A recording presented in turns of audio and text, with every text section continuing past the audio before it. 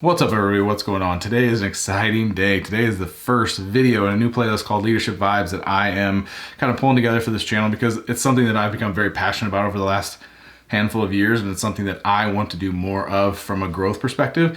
And also I want to grow other leaders. I want to help people find their way into leadership and become successful, happy, balanced leaders that create really effective teams. And that's something that is across the board. I happen to be passionate about technology leadership, but a lot of the concepts I talk about will go across the board to really any leadership position. So to get into this, let's talk about the thing that I'm pretty passionate about, and that's blame. Blame is such a touchy subject because people are always worried about blame. Nobody wants to be blamed for doing something wrong.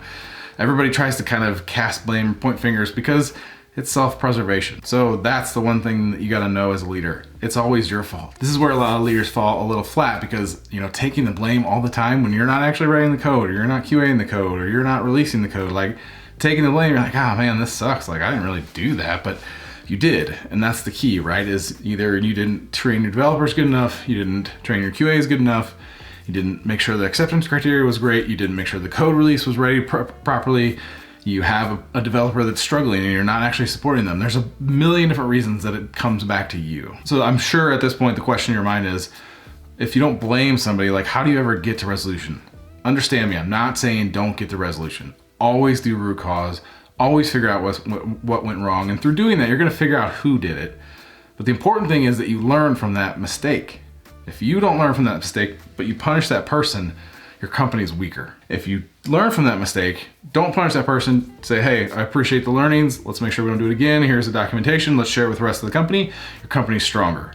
That individual has more trust for you because it's not a, oh, you did this, you screwed up. It's, hey, we all made a misstep together. Let's fix this and make sure nobody else makes the same mistake and make our company better. Transform that to doing that over and over again for a year or more.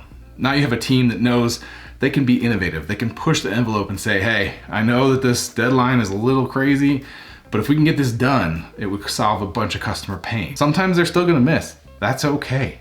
Sometimes you go into it knowing like there's a chance we're gonna miss, but we're still gonna go for it because I know if I miss, I won't get fired, but I'm gonna do everything I can to get there because I believe in this company. I believe that they believe in me and they have my back. That's huge. That's how you start unlocking real potential because people have untold amounts of potential that are being held back by them kind of looking over their shoulder like, if I go for this, am I gonna get fired? Am I gonna get in trouble? Will that impact my bonus?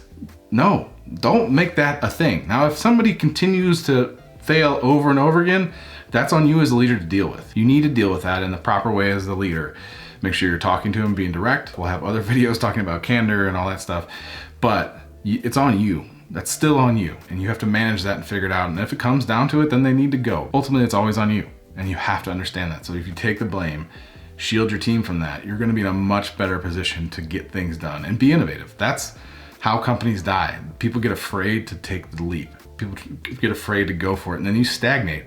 And if anybody knows anything about business, if you're not growing, you're dying. This is one of my guiding principles, and this is something that I really believe strongly in. I would love to hear what you have to say about it, so please throw a message in the comment, hit me up on DMs or email or whatever, and let me know what your thoughts are, because I am always interested in growing my knowledge about leadership, about just people. I hope everybody's doing well. I hope you push yourself. I hope you push your teams, but also take the blame.